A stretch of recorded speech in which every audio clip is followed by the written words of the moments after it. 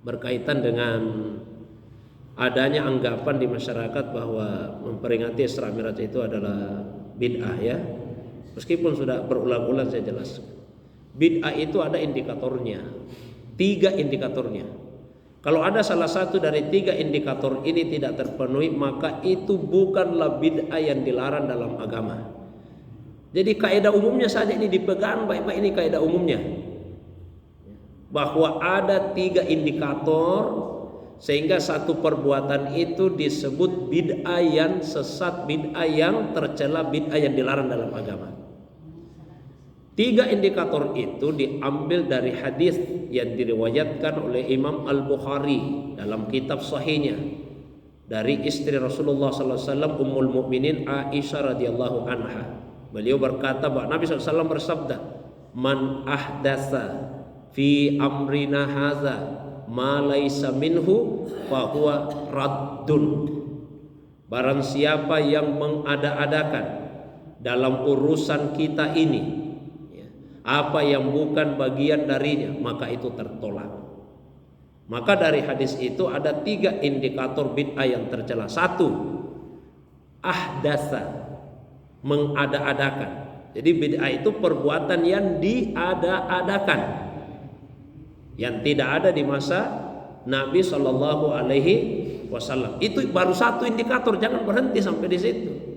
Kalau berhenti sampai di situ terlalu banyak yang dibid'ahkan. Jadi baru 1 indikatornya, mengada-adakan. Perbuatan itu tidak dikenal di masa Nabi. Nah, ada indikator yang kedua, apa itu? Fi amrina hadza, dalam urusan kita ini. Apa yang dimaksud urusan kita? Urusan agama. Jadi bid'ah itu tidak berkaitan dengan urusan dunia.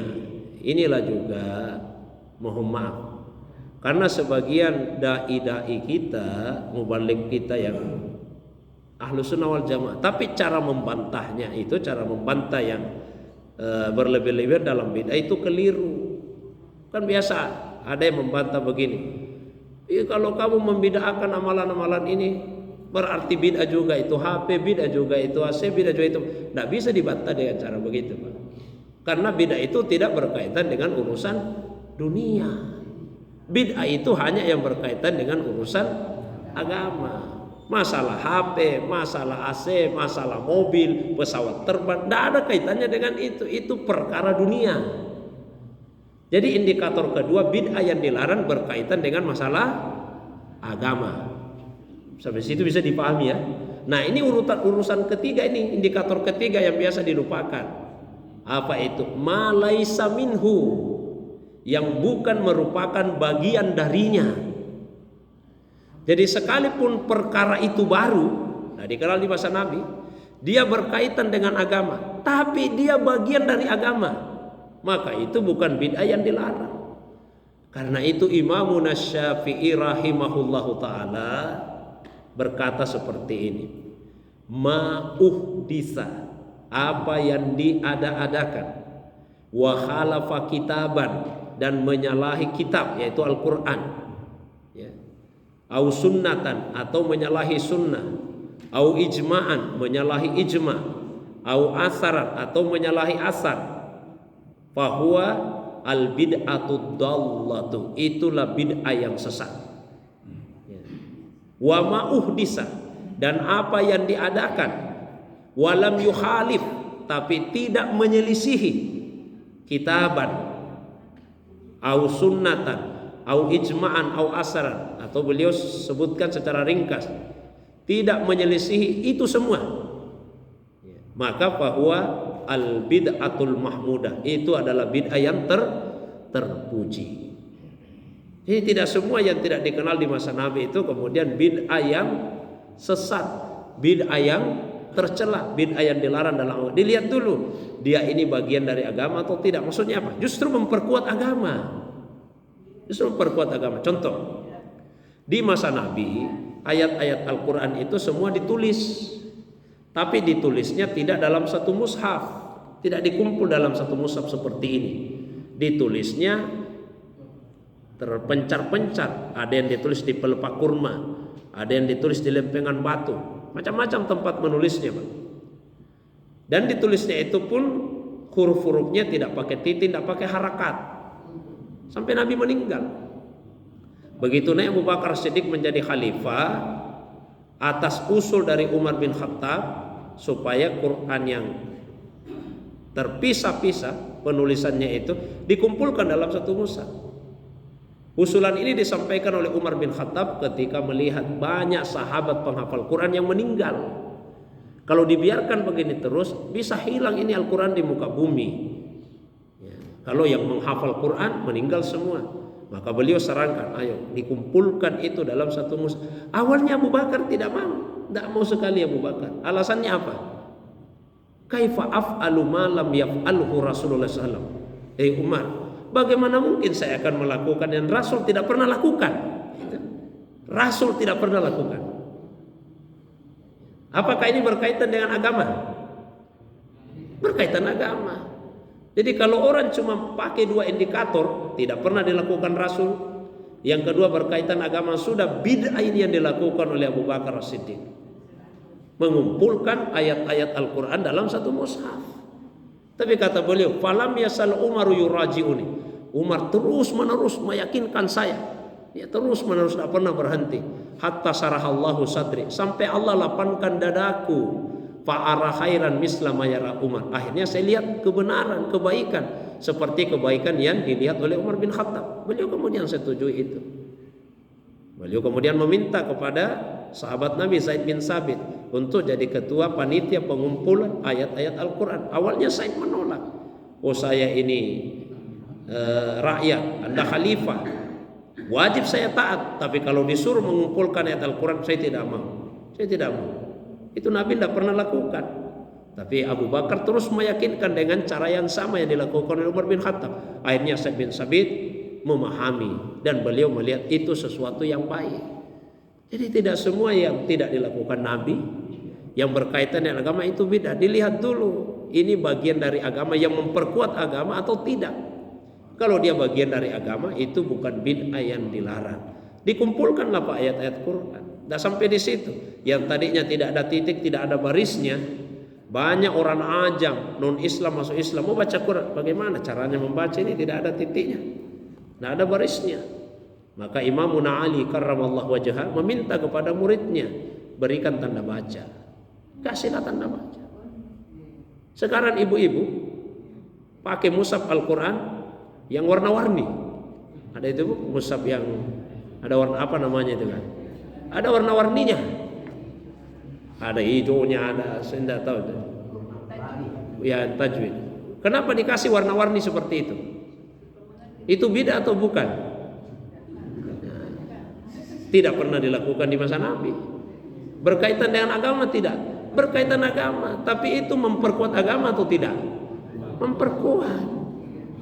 Supaya kita bisa baca Quran dengan cara yang benar. Dikasih sesuai dengan hukum tajwidnya. Ya, nah, kalau idgham, nah ini tandanya warnanya.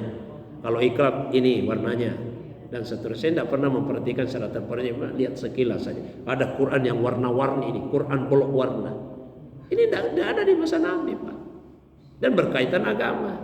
Tapi ada tadi unsur ketiganya bid'ah yang bukan bagian dari agama. Dalam arti tidak memperkuat agama. Ini malah memperkuat agama, membuat kaum muslimin lebih mudah membaca Al-Quran.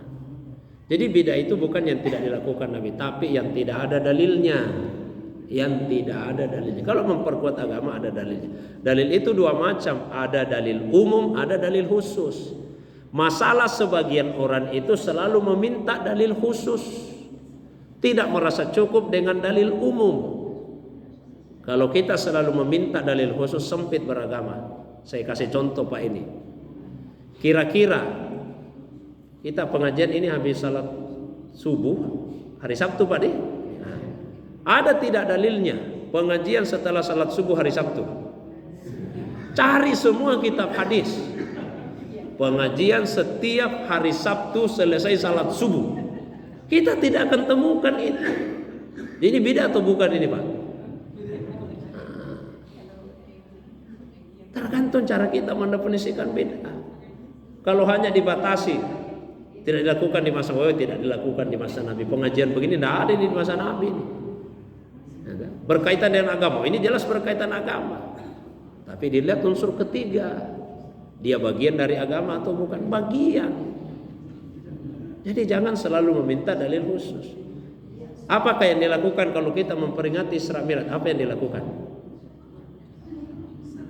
Kita berkumpul di suatu tempat, ya kan? Kumpul-kumpul. Lalu ada yang ceramah. Yang diceramahkan apa? Ya perjalanan Isra Mi'raj. Itu bid'ah atau bukan itu? Di mana bid'ahnya? Yang mengatakan bid'ah pun kalau judulnya diubah tiba-tiba tidak bid'ah. Yang dianggap bid'ah kalau judulnya peringatan Isra Mi'raj. Tapi kalau diganti kajian tentang perjalanan Isra Mi'raj, tiba-tiba jadi boleh.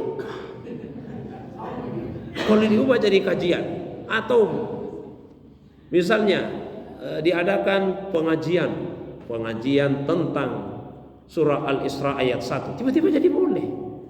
Atau pengajian tentang hadis-hadis yang menceritakan, tiba-tiba jadi boleh. Banyak orang terjebak pada masalah bungkusan. Padahal yang penting itu bukan bungkusnya, isinya. Mana yang penting Pak, bungkusnya atau isinya? Nah, isinya.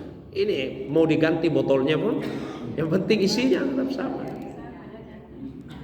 Jadi isi dari peringatan Isra Mi'raj itu sebetulnya adalah pengajian juga, kajian juga, ceramah. Tentang apa? Tentang episode perjalanan hidup Nabi SAW, yaitu tentang peristiwa Isra Mi'raj. Yang membuat agama ini jadi sempit ketika semua perbuatan itu dituntut dalilnya secara khusus.